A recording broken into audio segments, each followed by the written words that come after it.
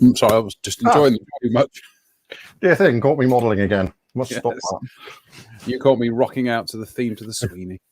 It's terrible when you come on a modelling show and you catch me modelling, isn't it? Absolutely, yeah. We'll have less of that. Good evening, everybody. Welcome to the Interesting Modelling Company Sunday Advent service, because strictly speaking, this is now the season of Advent. It's officially Christmas. Oh, Lord. So if you haven't got your Christmas decorations up, go and do it straight after you watch the show.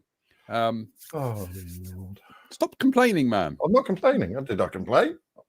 All I said was, oh, Lord. No, Lordy. We're back. We had a bit of an interruptus this week because Drew wasn't feeling tickety-boo last week, and I was a bit late getting back from Devon on Wednesday, so it was touch and go whether we do one or not. But we're back. Oh, we're back. We're here. So there you go. So how are you feeling now, Drew? All right. I had to I had to reschedule my booster jab. So that's now on the 14th of December. But no, I'm okay. We're more or less back with the land of the living. So, and you aren't feeling too good, are you? Well, no, I had my booster jab yesterday, and generally I haven't had any kind of reactions to any of my jabs. And in fact today I went for, I'll queue up the pictures for you. I went for my usual route march that I do this time of year up Breen Down, which is a lovely bit of land that sticks out outside Weston-super-Mare. And I did probably about three and a bit miles, but as you know, that climb up onto it up the steps is vertiginous. Yes, it's every time. I mean, I've done it a few times myself, and it's like when you read about it, it's only about 70 meters, isn't it? Yes, but it feels like Everest Base Camp. It really does. Let's just put it this way. You know, as you may know, I've been doing a lot of walking recently, and in some weeks I've been doing upwards of about 40 miles. I found new muscles today going up those steps. It was and there's a thought, 70 meters. It should be a 5-minute climb. Yeah, it doesn't feel like it. No, and those steps are quite high as well, so you are literally lifting your knee up. Yes. So it's a workout. Anyway, there is for those of you who don't know Breen Down, there is a fort at the end of it, which was originally built in Napoleonic times and then was used during the Second World War. 1864 until 1902 originally, wasn't it? That's right. And it was also, rather interestingly, if we pull up the picture here, it was also interestingly used by HMS Birnbeck. Now, HMS Birnbeck was the Admiralty's only seagoing pier from the Second World War, which was used for testing secret weapons. And what you've got here is the remnants of the rail where they tested essentially a bouncing mine. Nothing to do with the bouncing bomb, nothing to do with upkeep and Barnes Wallis, but there's military history all over Breen Down. That's originally where the searchlight was. That was originally where the naval guns were, rather. And it's just lovely up there. It is just, and the weather today was absolutely perfect. It was a bit cold, but it does get a bit breezy up there, doesn't it? It does get a bit whistly breezy. But I must actually make a return trip myself in very short order over the Christmas. Over the winter, because I like the sea in the winter. So yeah, and the beach there at Breen Sands is just such a fabulous beach. It's so big and vast, and there's nothing. It's glorious. Anyway, the good news is that the National Trust Cafe down the bottom there, after 2 years, is serving chips again. Excellent. Yes. The food of kings. So having said that, I've come back and I've kind of sat down for about 5 minutes, and now I really ache. I'm just going to say on the subject of chips. Now, this is a big, bold statement for somebody who's been on the planet for 52 years. I had the best chips I have ever had in my life last Friday. Well, where did you have those? The Quicksilver Mail in Yeovil, which is a pub. Went there for a meal with my sister. And I had stuff, but I had chips, and they were the best chips I have ever had in my life. Okay. be prepared to have that standard redefined. I don't think you will. I don't think you will. Because Stone's Cafe on Nightstone Harbour, the chips they do there are, in my estimation, the finest chips I've ever tasted. Because there you go. You see, and I will be surprised if they better these chips. The ones at Stone's, they're chunky, right? Yeah, they're fluffy inside, but the outsides are crispy, and there is absolutely no fat or oil or anything. yeah, and they're exactly not the same as these chips. They were will like big chunky chips, really crispy on the outside, and it was like biting into a cloud on the inside.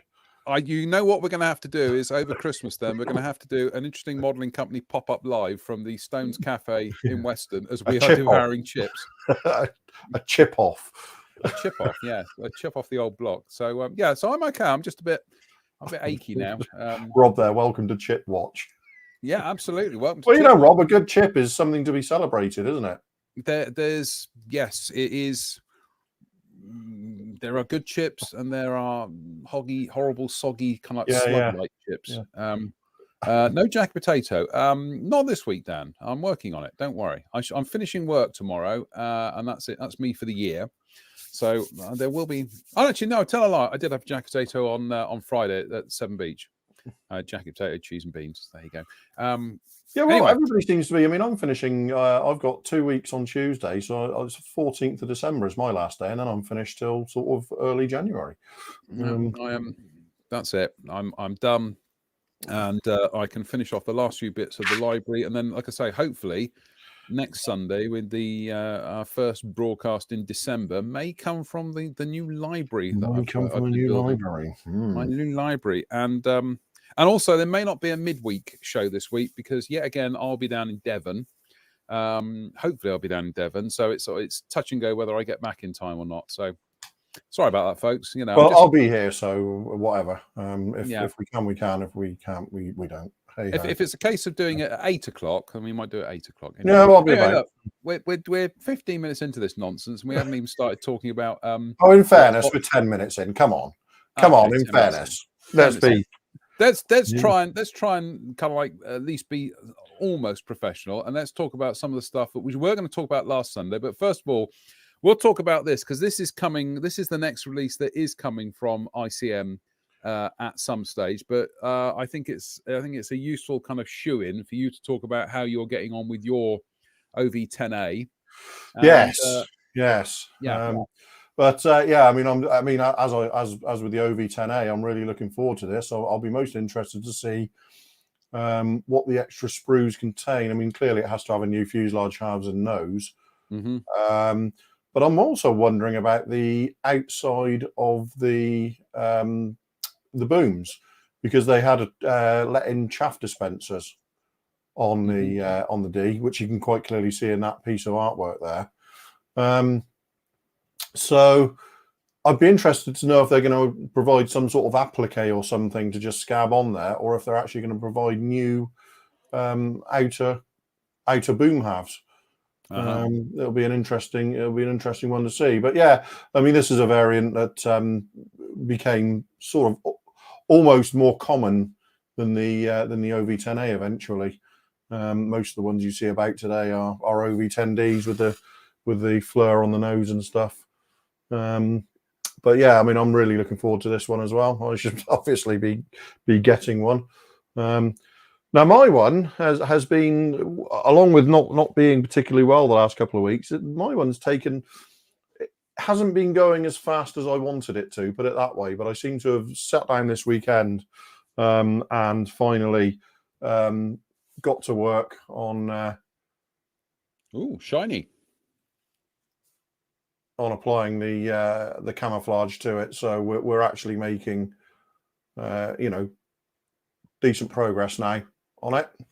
That is just going to say, Drew. That is, even though that's 48 scale, that is ridiculously small. Yeah, it's not a big airplane. It's really not. It's really not a big airplane. But yeah, I finally got round to getting the camouflage on it this weekend, which I'm really pretty happy with. I have to say, it came out very well. And then what paint did you use? Well, the light green, which was a base coat on this, was Mr. Color 34102. and the 36081 and 34092 green, they were actually Gunn's the aqueous hobby colours. Ah, just no particular reason. Just that I had them there ready to go, so you can mix and match these paints quite readily without any trouble. So it was done. The fuselage and the wings were joined, and the booms were sprayed separately along with the tail. So you could get all this, get into all the awkward places under here to do the camouflage. And then sort of last night I assembled it all, glued it all together, and then this morning I dealt with a few seams and stuff, and then touched in all the paint, and then gave it a coat of gloss this afternoon. So we're ready to look at starting to add washes and then the decals, and then bring it all together. And then whilst we've been doing that, I've been sort of working on things like the assembling the props in the meantime and stuff. I made a new pitot out of Albion Alloys tubing, which you can hold it by the pitot like so.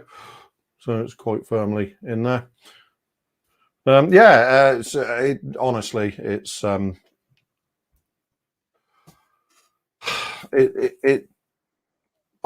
nothing I can criticize about the kit.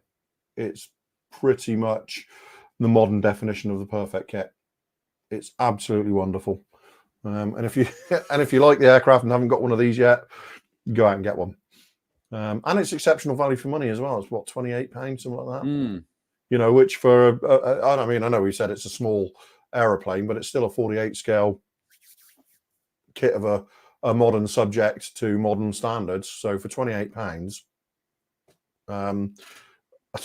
yeah, fabulous. And obviously hopefully the OV10D will be the same price. So no excuse not to, is there?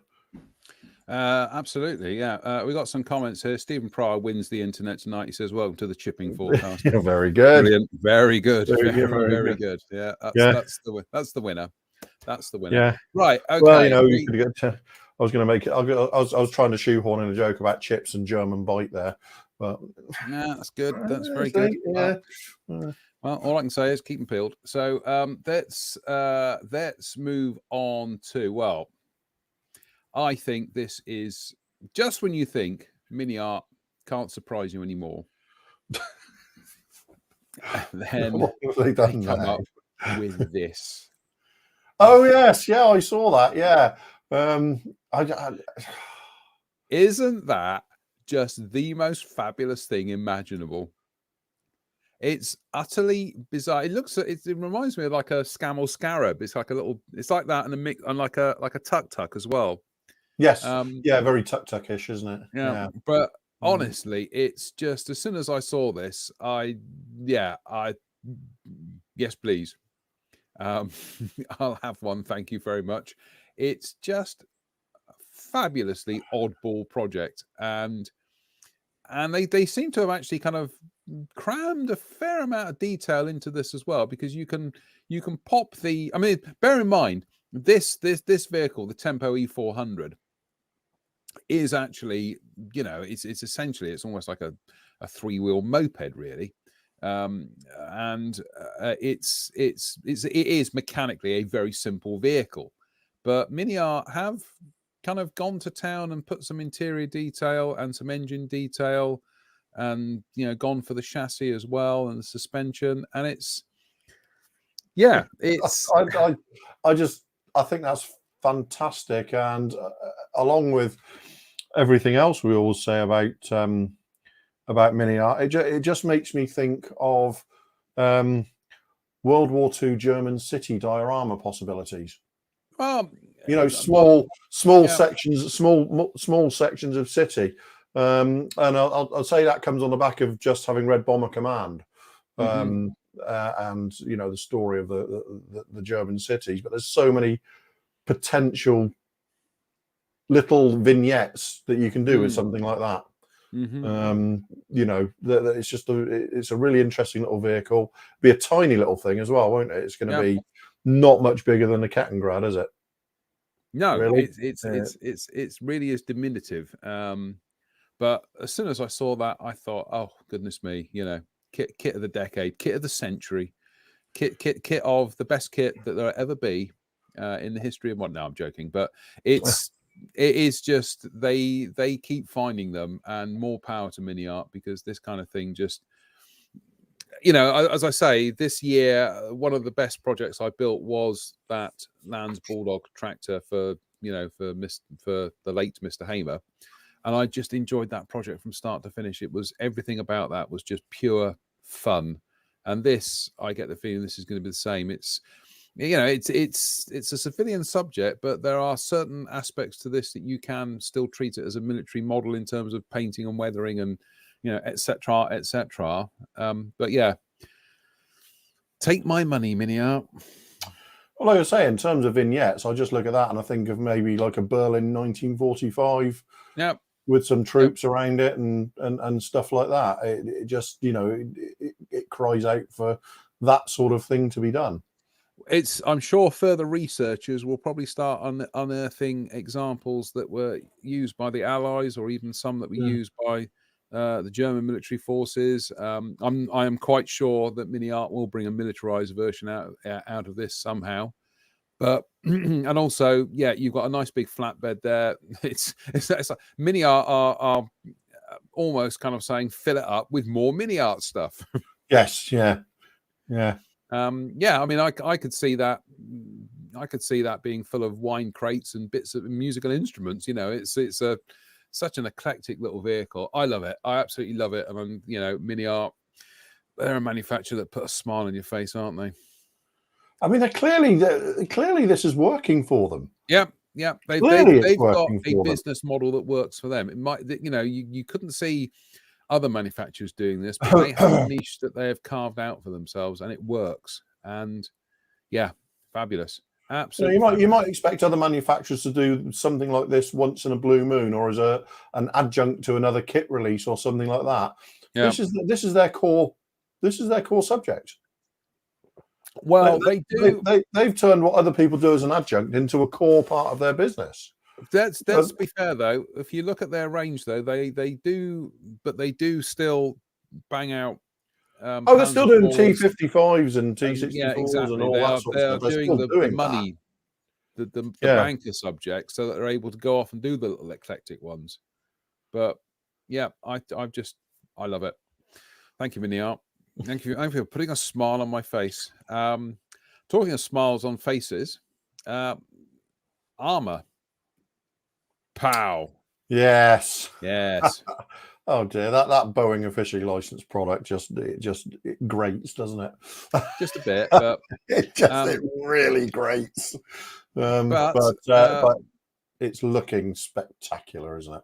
It's looking rather nice. It's surprising, actually, that when you look at how many companies have had a stab at doing a P51 in recent years, and I think the most notable examples will be the Hasegawa kit from the early to mid 1990s. 1996, I think that was. Okay. The Revell kit from the late 1990s. Yeah.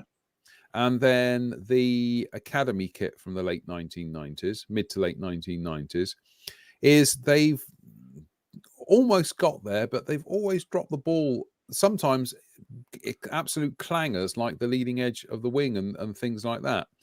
It looks like Armour have done their homework. They've done an awful lot of homework on this. I don't think, I think if people are going to have complaints about this when they get it in their hands, they really have taken nitpicking to new heights. Precisely. Honestly. But I mean, it just kind of, it goes back to the argument we've already had. Not the argument, the discussion, because we're in violent agreement, more or less, about manufacturers doing these sorts of subjects, because Armour have made it quite clear, and they've said on their own page that they will be doing the P51 D and K next year as well. And you just go, yeah, why wouldn't they? Why wouldn't they? Why wouldn't they? If I can then pick up everything from a B through to a K to this quality, Everything else is just, everything else is an also ran at that point for me. Also notable on their CAD renders here that you've got all the different types of breather gills on the nose. Yeah, So they've really, really done their homework here. Yeah. Just spectacularly in depth. And yeah, I mean, it's just the way the Eastern Europeans are pushing the state of the art at the moment is just completely joyous. It's just absolutely, and I can't I can't wait, because I think I've managed to score a tame poll, shall we say, to meet my armor hobby needs. Okie dokie. Excellent. Good evening. Well Good done. evening, sir. Good evening, sir, if you're watching. Oh, dearie me. Shilfu master level. No, I'll be paying for it, John. No, I'll be paying. Okay. I'll be paying. Okay. No, it's not shilling. It's Okay. just that due to certain events in the last few years, you now can't order direct from Armour for less than 100, unless you're buying more than £135 worth of stuff, because it has to go over a third border. So there you go. But somebody said they'll get them for me at local prices and post them to me that way. Fabulous. Michael Waverling. I'm not sure how to pronounce that, sir. I do apologise. Yeah. How about Allison Mustangs? I think they've sort of Armour have intimated, shall we say, that's a possibility, and it's certainly something I'd like to see as Allison Mustangs covered very well in 72nd. Oh, I do apologise. I think that's a throwback to the Cold War, really, where we just there was only East and West. So I do apologise, sir. I do apologise. Yes. But I wasn't going to correct you, but I thought, no, I'm just going to let you go down that rabbit hole. Well, no, because it's when during the Cold War, it was East. You're either East or West, weren't you? Yeah, well, exactly. It was. Yeah, I think it's that old kind of Warsaw Pact divide, isn't it? Yeah, and we grew up with that. So, but yeah, it's looking fantastic, isn't it? Yeah, I mean, they're also notable that they have put up some schemes from the kit, and there are quite a lot of schemes in the kit. Unfortunately, we just don't have time to put it up here tonight. But they are also doing. You can see on the box art there. Actually, they've done the Malcolm hood as well. So, although no, it's a different airplane. Yeah, it's going to be the all singing, all dancing, everything you want from a P51B, a B/C, and they've also catered for the different fillets as well, rather ingeniously. Yeah. They've molded that offset fillet as part of the actual fin rudder assembly, which then slots into the fuselage. So yeah, goodness me, if you can't find a scheme that you want to pin on this one, you might be in the wrong hobby. Frankly. He said, uncontroversially. You know what, John Connolly there saying with the Armour hobby, do you think 72nd scale is now back again? It never went away, John. No, it never went. I'm seeing a definite. I've detected in recent weeks a definite kind of resurgence, shall we say, and a lot of kits have suddenly been announced for release in 72nd. You've got the IBG Doras, which are looking also. I mean, if the toolings match up to what we're seeing in renders, they are going to be insanely good as well. You've got this Mustang. Edouard have said they will be doing a P51D in the next year or two as well. Armour have said they're doing a P51D. Have we discussed the From Stroke Special Hobby battle yet? I think we'll leave that for another. Well, we might do that as any other business. But I'm with you. I don't think 72nd scale has gone away. I don't think it ever went away. Certainly not as somebody like me who is, I'm a 72nd scale modeler. But my heart is in 72nd and always has been. But we're just seeing a bit of a surge at the moment, especially from the Central and Eastern European manufacturers. Was that good enough? Was that all right? Is that all right? Actually, if you look at the home team, in the last 15 years since Hornby, vast majority of the new tall aircraft have been 72nd scale. Yeah, absolutely. It's been probably a factor of about 7 to 3 or something. Yeah, I don't think it ever went away. I just think in certainly in the last half of this year, there seems to have been a surge in announced releases, which I don't have a problem with at all, except for keeping up with them. Well, that's a separate thing. John also said about, can you see enamel paints coming back into the hobby? Me personally, no. No, I don't think so. No, I think things move on. I think they'll still be there, but I can't see people.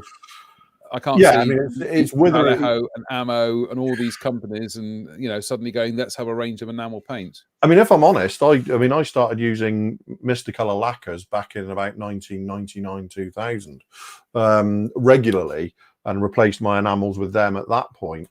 But the recent sort of in the last 5 or 6 years, the kind of surge of lacquers onto the market, which now seem to sort of constitute the majority of new paint releases for finishes, tend to be lacquers now. That surprised me. That really did catch me by surprise. A happy surprise, I have to say, because I like them. But no, I think with the preponderance of acrylic ranges and now lacquers coming through, like you say, I think enamels will still be there, but I think they'll be very much the kind of outliers. I just don't. I mean, I certainly. It's incredibly rare that I use an enamel these days. If I do, it's probably one of Tamiya's metallic enamels that I bought a stock of about 10 or 15 years ago. But apart from that, no, I don't. Enamels are used for washes, and even then I use oil paints rather than enamels. So I was going to say, the only person I can think of who actually uses enamels more than me and you is Spencer. Yeah, he uses them quite a lot. So yeah. No, I agree with you. I don't think they go away, but I can't see them making a comeback in terms of companies setting up brand new ranges of enamel paints. I just think. No, I think if they do, if you get any companies setting up new ranges of enamels, they're going to be a novelty rather than rather than a I don't want to say serious entrant into the market. I know what you mean. You know what I mean. It's going to be niche. Yeah, it's very niche. There's not going to be a lot of it. I think for the foreseeable future, lacquers and acrylics have cornered the market now. I'm just trying to think these days who does enamels these days. Obviously, Humbrol, Revell. Do testers still do enamels? I think testers have left that market now, haven't they? Perhaps one of our American viewers can clarify that for us, because I know there was a lot of talk about testers phasing out things. Then you obviously got the Tamiya enamels, which are really only available. But they're sort of a local. Yeah, you've got sovereign color codes, but they're sort of extra color. Yeah. But even sort of the color coats and the Alclad sprayable enamels, they fall squarely into what I think of as sort of the niche, if you like. And I tried the Alclad mil spec stuff, and I really didn't like it. I didn't get on with it at all. It went back to that old thing of gritty flat. Do you know what I mean?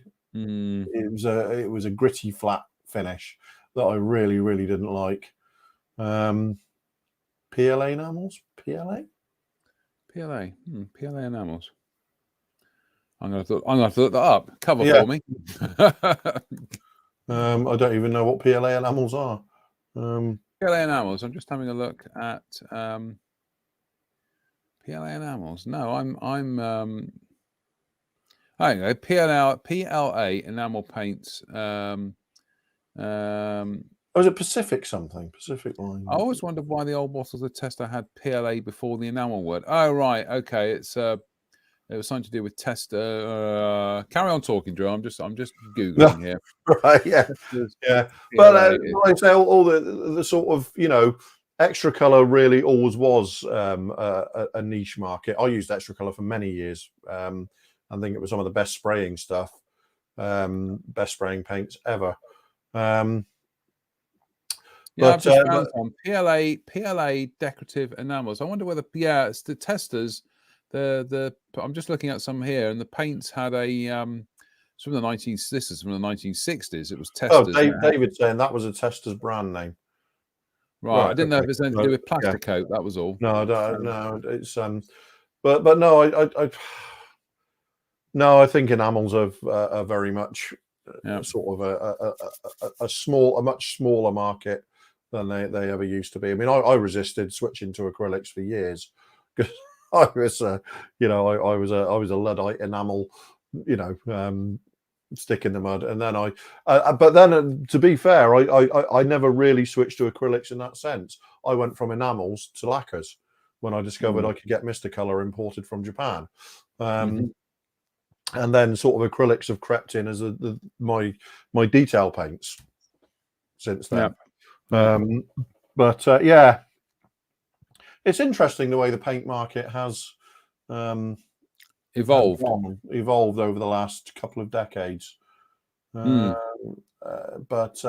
yeah, I don't ever see me going back to using enamels in any great way, other than for a little bit of dry brushing and stuff like that. Which doesn't mean they're bad and can't be used. They can, but I mean, when I can spray that in one session, all three colors in one session, you just can't do that with enamels. I think to some extent, our technique and our approach to the hobby adopts new tools and things that you just leave some things behind. Not because of any wider issue with them. It's just your own preference moves on into something different. So, and I've been. I first started using acrylics round about 1987 when I was using the Tamir acrylics, and then Wings and Wheels model shop in Bath had some of the Gunzi aqueous, and I started using them, and it was like, goodness me, this is how I imagine paint should spray. It was a revelation. Yeah. It was a revelation, and it was only because I couldn't get hold of it that then I started, I went back to using Humbrol enamels, and then goodness me, what else was there at the time? There was somebody actually brought in some of the Testers paint. I think I was going through some of the DBI color. Remember that whole DBI color? Let's not talk about that. But all that kind of. Yeah, we had Compicolor 2 and DBI, didn't you? Which were all enamels, and I tried all of them as they came through. Rob Monfy there saying, interesting watching Rick Greenwood finishing the new Spitfire using extra color enamels. Yeah, Rob, I was watching that as well, and it kind of the one thing it did reinforce is how well I always thought extra color sprayed, and how good their desert colors were. Their middle stone. Sorry, we're keeping you up. Their middle stone and dark earth just looked absolutely bang on the money on that Spitfire. Absolutely everything I imagine it to be, which has been a perennial problem for me with acrylics and lacquers. I think there's an odd thing where perhaps while I use lacquers almost exclusively, I think a lot of the accuracy has gone out of it. They seem far more variable pot to pot than they ever used to, than enamels maybe used to. My search for a good middle stone just goes on and on and on, because none of them are. I still think the Mr. Color is the closest. I'll say I've got the Mr. Color paint set here. The the Desert Theatre RF Desert Theatre paint set here. So Yeah, I'm just finding a project to use it on. Yeah, but I still think overall of nearly all of the lacquer paints, their rendition of Middlestone is the one I'm happiest with. I find everybody else is just far too orange, and people are saying no, it was an orange color in real life, and I'm like, it really doesn't look like that to me. It looks far more mustard to me. Mustardy greenish. Yeah, it's far more of a almost like mustard. Dunkelgelb. Yeah, Yeah, it's a far more mustardy color. Mm. Yeah, it's like a lot of extra color shades were paint accuracy wise. I always loved them, but they just had repeated performance issues, like taking a year to dry. Yeah. talking of Dunkelgelb, this is seamless. Takom announced over the last week or so that they're doing a 48 scale early production Tiger 1. Well, that's not new, you're all thinking. There's been several Tiger 1 kits in 48 scale out there, but Takom are doing this full interior. Now, this kind of comes hot on the heels of Ciata and their 48 scale Panther that they did with a full interior. It's interesting that says U-Star and technical thingy, product technical support provided by Takom. Yes. Yeah, but Takom are marketing it as one of their kits, but we'll sort out the branding at another stage. So if we just call this Takom U-Star, but yeah, it's this seems to be the new move forward now. It's 48 scale kits with full interior detail, which, I mean, let's be honest with this. Interior detail on small scale armor is not a new thing, because if you wind the clock back to the 1970s, it was Nitto who did armor kits in 76 scale that had interiors. And they honestly, if anybody out there has never seen these kits, I think they're now mostly rebadged by Fujimi. But some of these Nitto armor kits, they had, the driver's compartment and the fighting compartment and engines, and these are teeny little 76 scale kits. But US Star, U-Star, and Takom were doing this in 48 scale. So as you can see, this is this is kind of 35th scale levels of detail. It's pretty impressive, isn't it? 48 scale kit. That is pretty impressive. It's very, very nice. This is one of those things that I prefer to build curbside tank kits most of the time, but every now and then I do like to go in there and build something where, even if you can't see the interior on the finished model, at least I have catalogued its construction process, its construction and painting process. But this just looks eye-wateringly good. I know the Tiger aficionados will be pulling it to pieces because it's got the wrong hatch with the wrong vent and etc.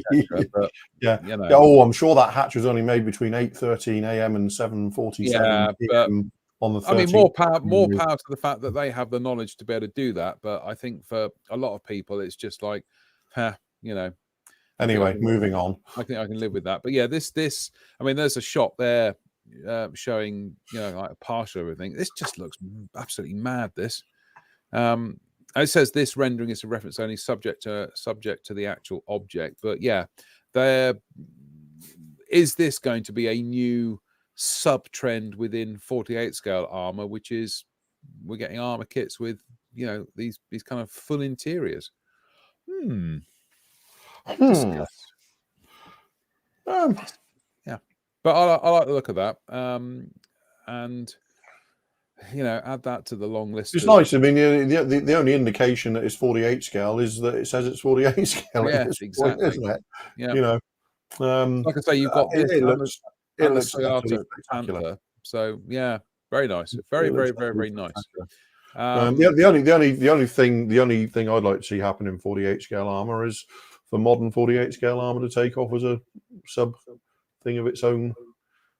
Because I still think it's the most. I'm getting an echo, John.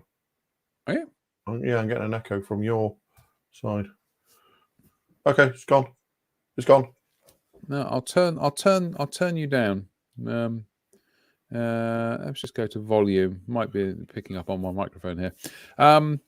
Yeah, and then we had this I know is going to pique both of our interests, because this is a subject that is just madly not been done at all very often, and that is yes sign me up. I mean, AMP they've put up thus far. All we've seen is some box art and some decal schemes, but if they can tool this up to a good standard, then there is a ready market out there. Because prior to that, what have we had in 48 scale ish? We've had Fujimi and Hella. Yeah, Hella was 150th, wasn't it? Yeah, both 150th. Fujimi. Fujimi was 48 scale, but it's just utterly unfindable. Right. So yeah, if they, I like that Army Air Corps one with the kangaroo. Yes. That's nice, because there's always been such a sort of cross fertilization, if you like, of Antipodean aviators within the Army Air Corps and stuff like that, swapping backwards and forwards. I remember one of the guys from the one of the Apache books from a few years ago. He ended up going off to Australia to fly Eurocopter Tigers after he'd finished his tour. So that's a really nice little that kind of grabbed my attention immediately. Having said that, the sharks also grabbed my attention, because obviously it was I saw the sharks many times display, living sort of 3 miles as a crow flies from Yeovilton. Well, I mean, this is one of those subjects that it's baffling why it, as a helicopter, it has not starred more as a model, because, as I say, of the kits out there, Hella 150th, Fujimi 148th-ish, and obviously Airfix 172nd scale. And there might be I think there were some 1/100th scale ones. I don't know. Dave Fleming will probably correct me on this. But beyond that, those are the three most obvious ones I can think of. Now, when the Airfix kit was reissued in the late 1980s, it was 1988, I seem to remember, I went out and bought probably about 3 or 4 of them, because I was armed with a copy of Scale Aircraft Modelling that had Gazelle schemes, and I had some model decal sheets. And honestly, this is one of those aircraft where, goodness me, how many color schemes can you throw at a Gazelle? It's like a chipmunk. It's almost endless. Yeah, absolutely. Yeah, a lot of users, a lot of variants, and a really attractive little helicopter as well. Yeah, very distinctive. You'll know when one's flying over, because it's that Fenestron rotor in the tail. But honestly, it's nice to have one in 48 scale, because that's been, it's a nice size for it. Well, it's still going to be a small model. It's still only going to be 5 or 6 inches long. Yeah. But yeah, it's kind of a shame in many ways, because there's so many small helicopters were done in various scales in the 70s and 80s. Yeah. That I would love to see revisited. Yeah. I'd love to see the BO 105 revisited. Uh-huh. I'd love to see the Kiowa, the Gazelle, all these small helicopters that were in widespread use. I'd love to see them, and Alouette 3 as well. I'd love to see them all revisited. Scout. Scout and Wasp. The Scout and Wasp. I personally think that there's a market out there for a Scout and a Wasp, because again, they are the Wasp perhaps a little bit less so, because that was just kind of Royal Navy mostly. I know the Kiwis operate them as well. The thing is, with the Wasp, you've got the New Zealand, Malaysia, Royal Navy, actually Netherlands, Royal Netherlands Navy. Oh yes. So it's actually you know, the Wasp was actually far more widespread than the Scout ever was, because apart from who used the Scout, the British Army and the Kuwaitis, was it? Yeah, I think there was some of the smaller. No, I think there was only two. There was only one export for the Scout. So the Wasp was actually more the widespread of the two. But nevertheless, I still think I would really like to see. In fact, there are a couple that I could see. Even if they release in 30-second scale, I'd still be going, yeah. You know. Here we go. Military operators of the Scout. The Royal Australian Navy, apparently, according to Wikipedia. South African Air Force used the Scout. The Army Air Corps, ETPS. South African Air Force used the Scout.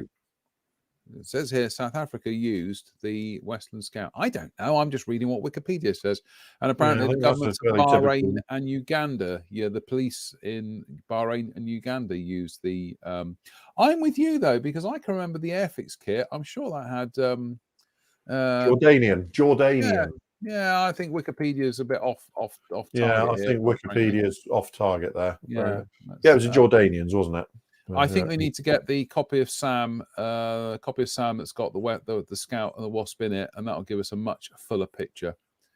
I don't know. It's a long day. I'm suffering from second jab syndrome here, so you know. Stephen Moores is saying, in my hand is a 148 KM.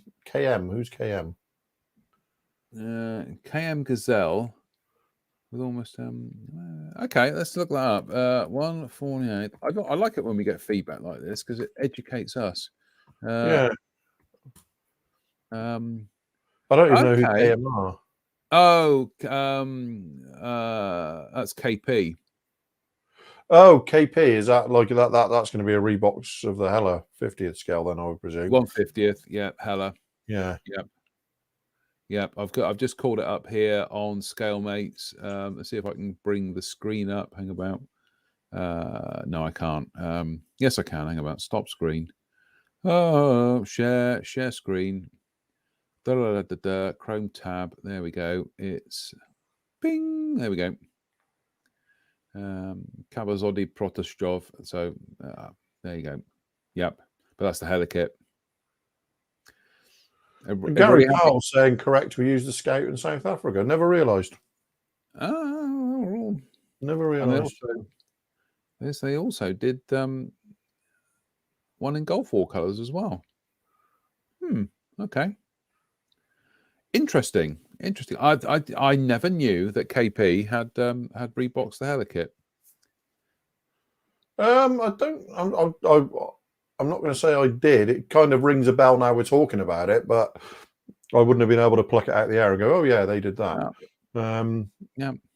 Anyway, it's we're getting a new one from AMP, which is big thumbs up from me, because it is, like I say, it's an aircraft where there are so many color schemes you can throw at it, and it's just an attractive looking aircraft, and I wouldn't say no to a brand new one in 72nd scale, quite frankly.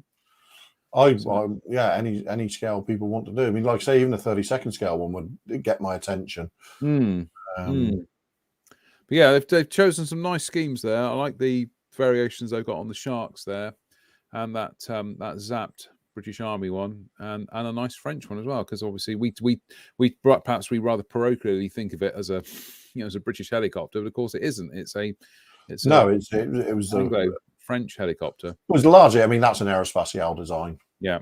It's they took the lead on that and the Puma, and we took the lead on the Lynx. So it's essentially a French helicopter, really. Explains the good looks, then, doesn't it? Well, absolutely. Yeah, absolutely. Yeah, I think I remember a friend of mine saying that in more recent years the French ones had a squirrel rotor head put on them. Okay. So they sort of upgraded them with squirrel rotor heads. I don't know if that's true or not, but I just remember somebody saying it. We'll have to do a thing where we'll do housekeeping on the next show. We'll just previous to the last show, some housekeeping on. Yeah, we have to do I mean, one thing I'm going to do is go off and research who used the Scout, because I just, for some reason, the South Africans using the Scout, were they operating them off ships rather than Wasp or something like that? I'm cover for me a second. I'm just going to go and grab a copy of Sam. Bear with me. Come on, people, speak. You must know what you. Yeah, I mean, Steve, I'd love to see the Alouette. What are you doing? I'd love to see the Alouette as well redone. All these small helicopters from the 60s, 70s, and 80s.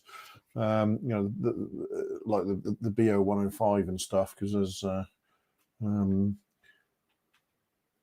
yes, yeah, I knew Brazil used the Wasp, but yeah, the Scout, I always thought for some reason it was only Jordan that used them, and now hearing South Africa use them as well has kind of thrown me for a bit of a loop, if I'm honest. And I just want to.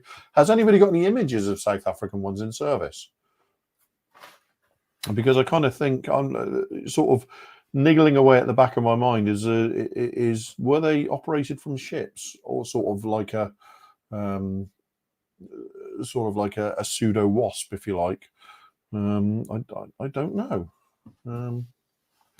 Interesting. You back yet? No, I can't. Hang about. I can't find that copy of Sam. I know roughly where it is, but it's going to take me more minutes to find it, and then all you'll hear is me puffing in the background. So I'll find it. But yeah, we'll do housekeeping on that at the next show. We'll just dive on to the last bit for tonight, which is kind of from the sublime to the interesting, and that is and this is Micromere. They're doing a J4M Senden, or Luke, which is one of those Japanese paper projects which never really kind of left the paper, really. But it's a fabulous looking aeroplane. It's how would you describe that? It's vampire-ish, isn't it? Yeah, it's kind of, it's an odd.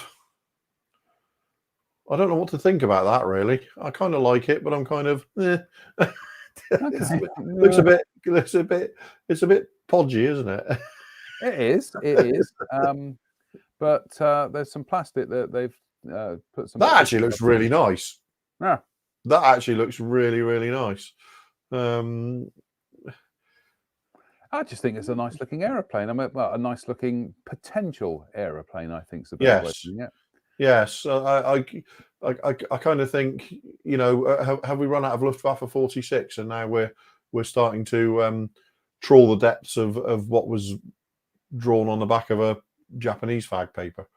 Well, people say this. They say, "Oh, why are they doing that? Why aren't they doing a 72nd scale Blackburn Beverly?" And it's like, well, hey, if they sell enough of them to make it worth their while, then fair enough. Yeah, exactly. And if it engages people and people make them, and there is a market out there for this stuff, that's not. Well, there must be, or they wouldn't be doing it, would they?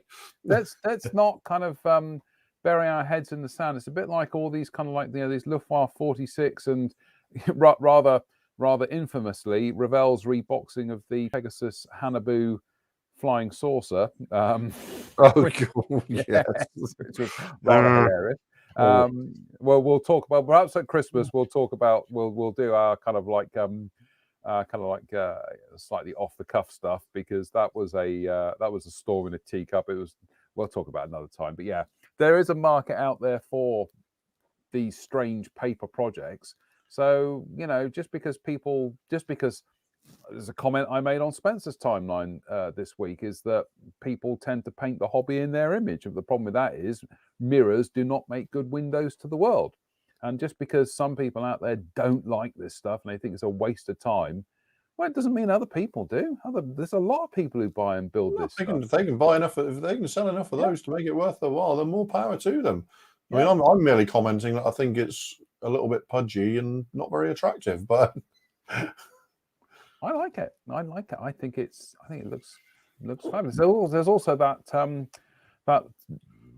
Ravel, the Ravel did a kit of another one of those Luftwaffe paper projects, which again I can't remember what the aircraft Well, was. they did a few of them, didn't they? They did the But twin boomer. It was a twin boomer, very much in the vampire mold again. Yeah, So, the Focke-Wulf, the Flitzer, the yeah, Focke-Wulf that's it. Yeah, Flitzer. yeah. I like that. It just tickles me for some reason. But anyway, well, just we're coming up to the 1:30. Shall we leave the Platts 144th for another time?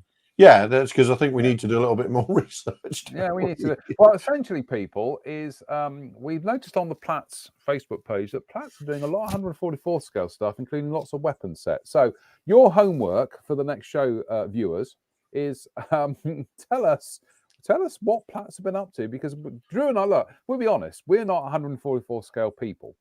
So when we see that Platts have been doing 72nd scale, when we see they've been doing 144 scale Blackbird, SR-71 Blackbird, and they're doing all these weapon sets. I know they've done some reboxings of a Mitsubishi F1 and the advanced fighter thing as well. I can't remember what it is again now.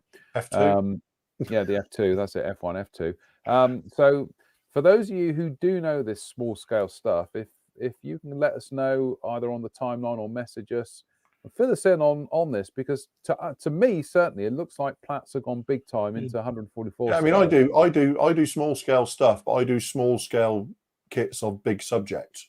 Yeah, exactly. So small scale, stuff like 144 scale Mustangs and Spitfires and stuff. It blows my mind what people are able to achieve with it, because I can't even see them. Yeah, and anybody who is into the 144 scale scene more than us, who knows a bit about what Platts are up to, yeah, by all means, chip in. Yep. Let us know. Yes, please. Well, here we go. Dave Swindle's already he's ahead of the game. He says Platts have a connection with F Toys 144 scale kits. Okay, F Toys. I've no idea who they are. So we will do some research. See, there's more research coming in here. Gary Powell. Okay, the South African Air Force Scout was used for engine and trans. So yeah, this is the kind of thing. A lot of I mean, we tested a Scout with a fixed with a rigid rotor as well, as part of the Lynx test program. So I don't think it was one of those. I was trying to wonder what I'm immediately thinking, was it used in the same way that like the Rhodesians used the Alouette and stuff like that? And it turns out they used it for testing rather than in service. I knew they'd used the Wasp. I knew that the Wasp was a service helicopter with them. But I just, the Scout, I was kind of like, oh, they used the Scout. Well, arguably, no, not really, if you know what I mean. It's like saying Canada. It's like saying Canada used the B-47 Stratojet. Yeah. They didn't really. They had one to test the Iroquois engine.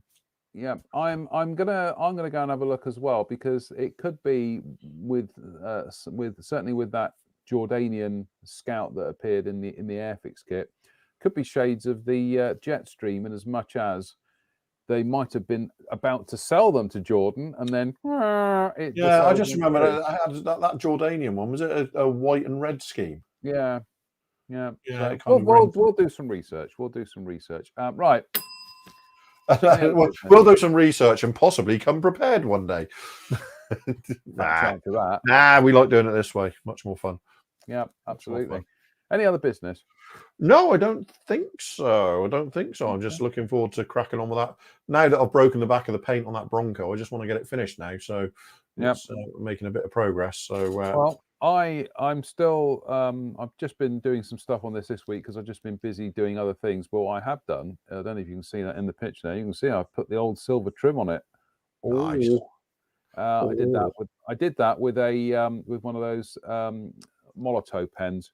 I know I've kind of like I'm not slightly strayed from keeping this simple, but yeah, that's just a Molotov pen. It was just an easy way of doing it, and it's reasonably neatish. But yeah, that's that Tamiya. That's this stuff. That's the Tamiya LP44 over their own white primer, and that's just, I haven't even polished that. I haven't done anything to it. I've just sprayed it, and that's it.